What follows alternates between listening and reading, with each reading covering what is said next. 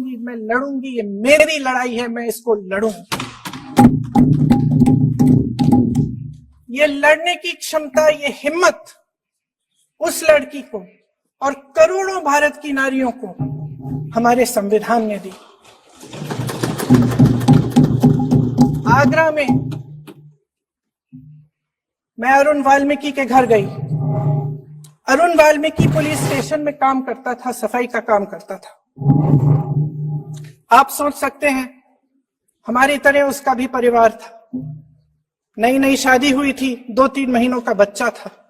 Police station में चोरी हो गई। चोरी का इल्जाम उस पर लगाया गया। उसके पूरे परिवार को उठाकर पुलिस स्टेशन में ले गए। आप हंस रहे हैं, लेकिन ये गंभीर बात है। गंभीर बात।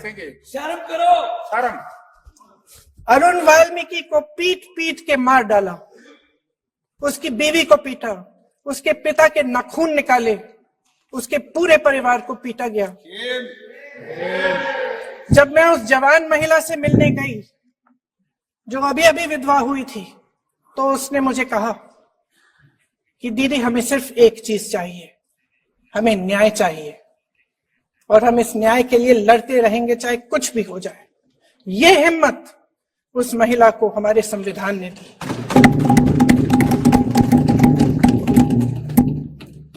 संभल के कुछ लोग आए थे हमसे मिलने, जो मृतकों के परिवार के सदस्य थे।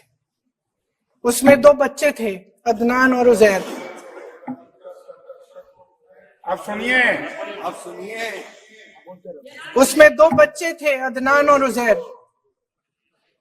एक बच्चा मेरे बच्चे की उम्र का है, दूसरा उससे छोटा 17 साल का है। दर्जी के बेटे थे।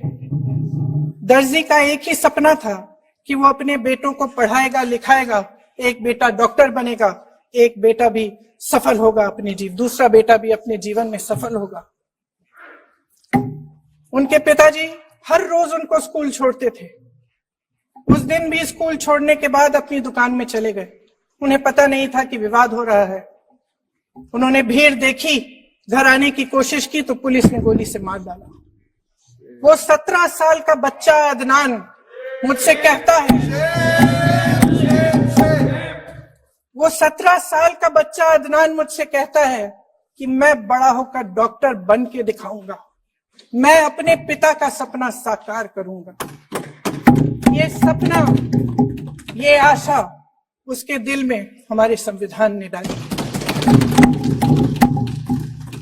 अध्यक्ष महोदय, हमारे देश के करोड़ों देशवासियों के संघर्ष में, अपने अधिकारों की पहचान में, इनकी कठिन से कठिन परिस्थितियों से लड़ने की अपार हिम्मत में और देश से न्याय की अपेक्षा में हमारे संविधान की ज्योत जल रही है। मैंने हमारे संविधान की ज्योत को जलते हुए देखा है और इसके साथ साथ ये भी समझा है कि हमारा संविधान एक सुरक्षा कवच है। एक ऐसा सुरक्षा कवच है जो देशवासियों को सुरक्षित रखता है, न्याय का कवच है, एकता का कवच है और अभिव्यक्ति की आजादी का कवच है। दुख की बात यह है कि मेरे सत्ता पक्ष के साथी जो बहुत बड़ी बड़ी बातें करते हैं, इन्होंने इन 10 सालों में यह सुरक्षा कवच, सत्ता पक्ष के मेरे साथियों ने ये सुरक्षा कवच तोड़ने का पूरा प्रयास किया है। संविधान में सामाजिक, आर्थिक और राजनीतिक न्याय का वादा है। ये वादा एक सुरक्षा कवच है जिसको तोड़ने का काम शुरू हो चुका है।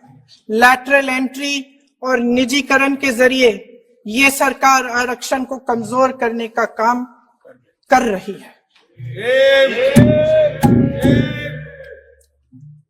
अगर लोकसभा में ये नतीजे नहीं आए होते तो ये संविधान बदलने का काम भी शुरू कर लेते। सच्चाई ये है अध्यक्ष महोदय कि आज संविधान बार बार इसलिए कह रहे हैं क्योंकि इस चुनाव में इनको पता चल गया कि इस देश की जनता ही इस संविधान को सुरक्षित रखेगी,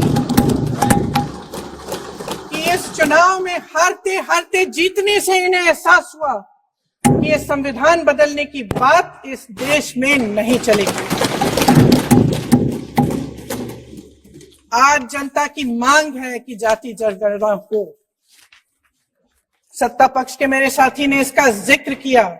ये जिक्र भी आज इसलिए हो रहा है क्योंकि चुनाव में ये नतीजे आए।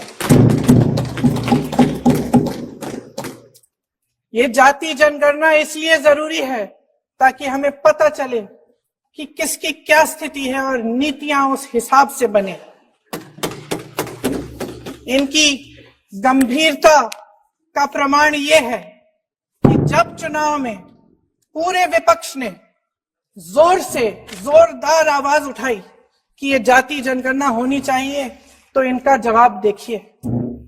इनका जवाब भैंस भाग भैंस चुरा लेंगे, मंगलसूत्र चुरा लेंगे, इनका ये जवाब था। ये गंभीरता है इनकी जाति जनगणना पर।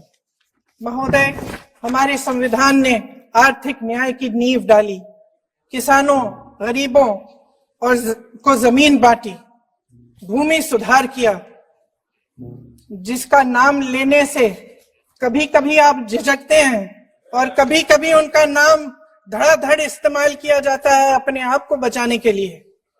उन्होंने HAL, BHEL, SAIL, गेल, ONGC, NTPC, railways, IIT, IIM, oil refinery, steel plant, तमाम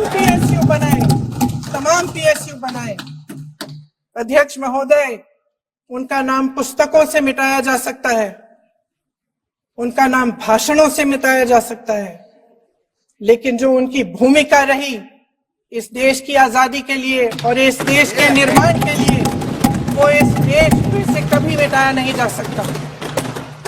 75 सालों में जनता का भरोसा रहा कि नीतियां बनेंगी तो जनता की भलाई के लिए बनेंगी।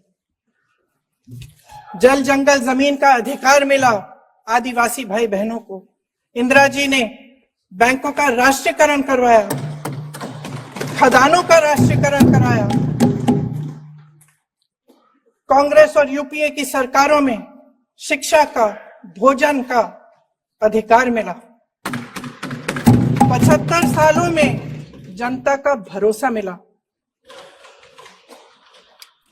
पहले संसद चलती थी तो जनता की उम्मीद होती थी कि सरकार महंगाई और बेरोजगारी पर चर्चा करेगी, कोई उपाय निकालेगी, कोई रास्ता निकालेगी। लोग मानते थे कि अगर कोई नई आर्थिक नीति बनेगी तो देश की अर्थव्यवस्था को मजबूत बनाने के लिए बनेगी, तो भारतीय बाजार को मजबूत बनाने के लिए बनेगी, उनके भविष्य को मजबूत बनाने के लिए बनेगी। किसान और आदिवासी भाई बहन भरोसा करते थे कि यदि जमीन के कानून में संशोधन होगा तो उन्हीं की भलाई के लिए होगा। आप नारी शक्ति की बात करते हैं। आज